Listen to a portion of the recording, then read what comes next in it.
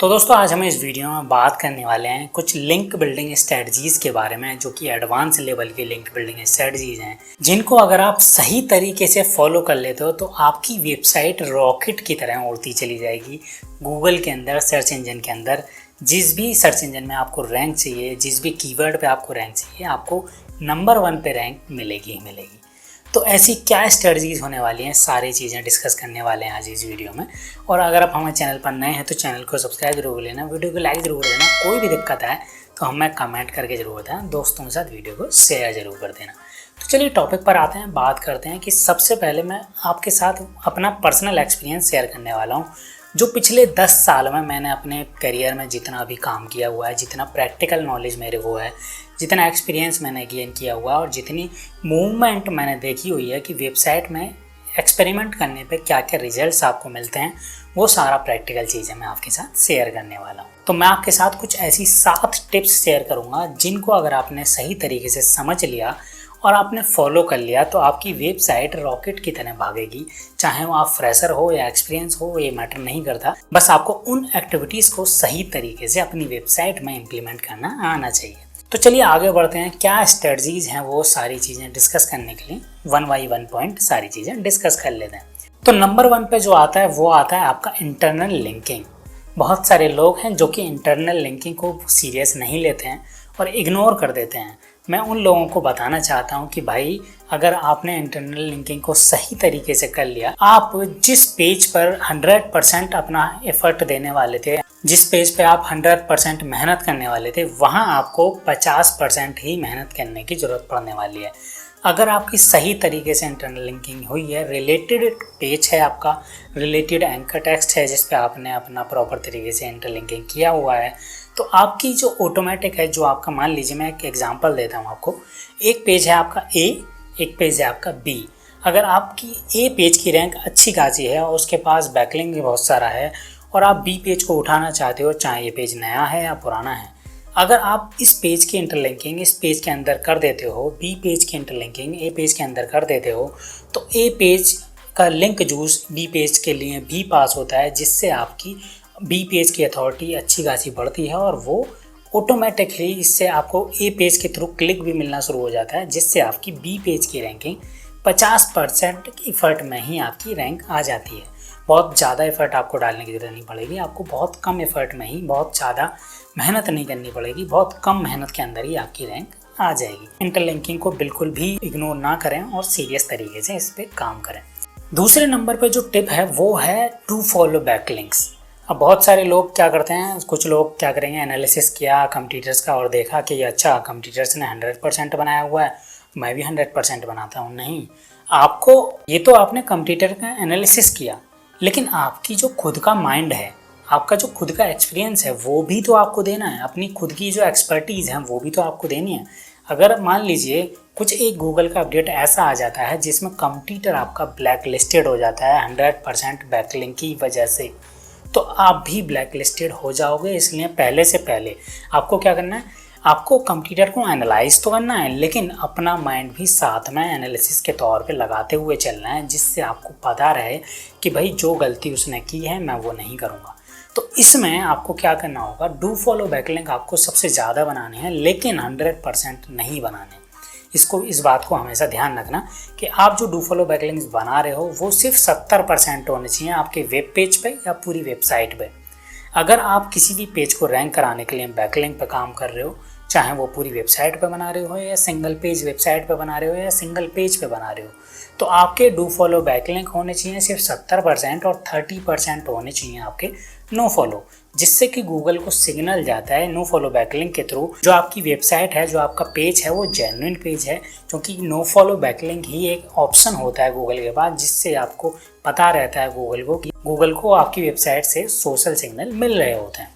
तीसरे नंबर पर जो इम्पोर्टेंट टिप है वो है फॉलो रेफरिंग डोमेन्स। अगर बहुत सारे लोगों को नहीं पता है कि मेरी पेज के अंदर, मान लीजिए आप कोई एम्प्लॉय हो और आपको असाइन किया जाए कोई पेज, या फिर आप खुद की वेबसाइट पर काम कर रहे हो, ब्लॉग पे काम कर रहे हो, तो आपको पता रहना चाहिए कि मैं जिस ब्लॉग पे काम करने वाला हूँ या काम कर रहा हूँ उस पर कितने रेफरिंग डोमेन बने हुए हैं और कितने बैकलिंक बने हुए हैं। दोनों का डिफरेंस अलग अलग है, दोनों का कॉन्सेप्ट अलग अलग है। तो बैकलिंक्स और रेफरिंग डोमेन का काउंट्स को निकालिए और पहचानिए कि बैकलिंक्स कितने होने चाहिए और रेफरिंग डोमेन कितने होने चाहिए। हमेशा कोई भी वेबसाइट पर अगर आप काम करते हो तो रेफरिंग डोमेन कम होते हैं, बैकलिंक्स ज़्यादा होते हैं।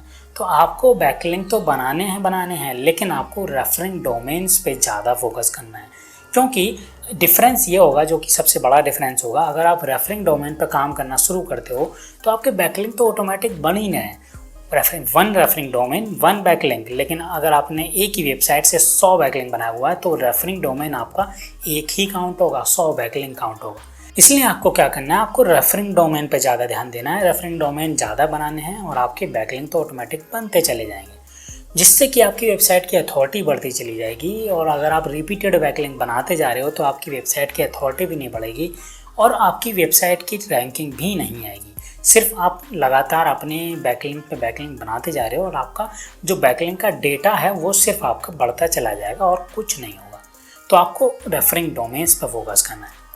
चौथे नंबर पर जो बहुत ही ज़्यादा एडवांस लेवल की टिप है वो है आपको अपनी एग्जैक्ट निश को पहचानना है। पहले आपकी निश क्या है, उस निश के अंदर ही आपको गेस्ट ब्लॉगिंग करनी है। बहुत सारे लोग हैं जो कि गेस्ट ब्लॉगिंग से कतराते हैं।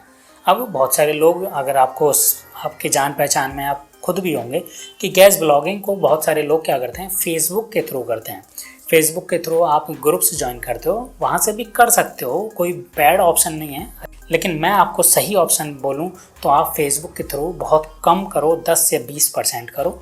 जो आपका जो बेस्ट ऑप्शन होता है वो होता है आपका ऑर्गेनिक रीच। गूगल के थ्रू आप डेटा निकालो, क्योंकि उसमें आपको अप्रोच करना पड़ता है, आपको मेहनत लगती है, इसलिए एम्प्लॉय होते हैं, एम्प्लॉय हुए या फिर खुद जेन्युइन यूज़र हुआ, वो कतराते हैं, वो उसको इग्नोर करते हैं। लेकिन आपको सही तरीका, जो सही गेस्ट ब्लॉगिंग का सही तरीका है, जो दमदार तरीका होता है, स्ट्रॉन्ग तरीका होता है, वो होता है आप गूगल सर्च इंजन पे जाइए, ऑर्गेनिक तरीके से अपनी रिसर्च करके अपने कंप्यूटर, अपने निश के थ्रू गेस्ट ब्लॉगिंग की साइट्स निकालिए, उन पे अप्रोच कीजिए और तब जाके आप उनसे बैकलिंक लेना शुरू कीजिए।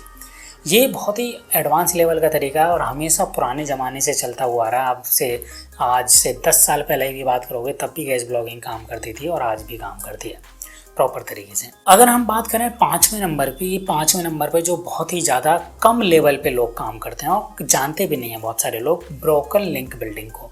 बहुत सारे लोग हैं जिनको 5-5 साल एक्सपीरियंस हो चुका है, उनको भी नॉलेज नहीं है कि ब्रोकन लिंक बिल्डिंग किस तरीके से की जाती है। अगर आपको नहीं पता है किस तरीके से की जाती है तो इस पे भी मैं प्रॉपर तरीके से एक डिटेल वीडियो बना दूंगा, उसको आप सही तरीके से देखना और आपको समझ में आएगा कि ब्रोकन लिंक बिल्डिंग किस तरीके से आप कर सकते हो। ब्रोकन लिंक बिल्डिंग के अंदर क्या होता है, आप सारे जितने भी आपके कंप्यूटर के बैकलिंक हैं, जो बैकलिंक कंप्यूटर ने बनाए थे या कंप्यूटर से रिलेटेड आपकी निश से रिलेटेड बैकलिंक हैं, जो बड़ी बड़ी अथॉरिटी वेबसाइट्स पर बने हुए हैं, उन वेबसाइट्स के डेटा को आप कलेक्ट करते हो। कलेक्ट करने के बाद उन वेबसाइट्स के एडमिन को आप अप्रोच करते हो, एडिटर को अप्रोच करते हो और उनको बोलते हो कि भाई ये जो बैकलिंक था, जो आपकी कंटेंट की लिस्ट में लगा हुआ है, जो आपकी वेबसाइट में लगा हुआ है, अगर कोई जाता है, गूगल जाता है तो ये 404 जा रहा है, तो आप इसको हमारी वेबसाइट से रिप्लेस कर दीजिए। और आपको अगर थोड़ा बहुत पैसा लेना है तो पैसा भी ले सकते हैं वो लोग, अगर आप फ्री में करवा रहे हो तो फ्री में भी कर सकते हैं वो लोग। तो आप इस तरीके से आपका अप्रोच होगा जिसमें कि आपकी जो ऑटोमेटिक, इसको आप बोल सकते हो गेस्ट पोस्टिंग ही होता है, लेकिन आप गेस्ट पोस्टिंग को नए तरीके से करो तो आपका पूरा नया कंटेंट होगा, नया पेज जनरेट होता है, नए तरीके से गूगल उसको देखता है। लेकिन आपका अगर 5 साल पुराना कोई आर्टिकल है जो कंप्यूटर का है, उसमें आपने अपना लिंक इंसर्ट कराया है, कंप्यूटर का लिंक हटा के जेन्युइन तरीके से, तो आपकी वो जो अथॉरिटी होगी, जो उस आर्टिकल की अथॉरिटी है, जो ओल्ड हो चुका है, उसकी अथॉरिटी आपको मिल रही होती है। तो यहाँ पे आपको ब्रोकन लिंक बिल्डिंग बहुत ही ज़्यादा स्ट्रॉन्ग तरीके से आपकी वेबसाइट की रैंकिंग को बूम करता है। 6ठे नंबर में बात करें तो बहुत सारे लोग इसको नहीं करते हैं क्योंकि ये पेड लेवल पे होती है।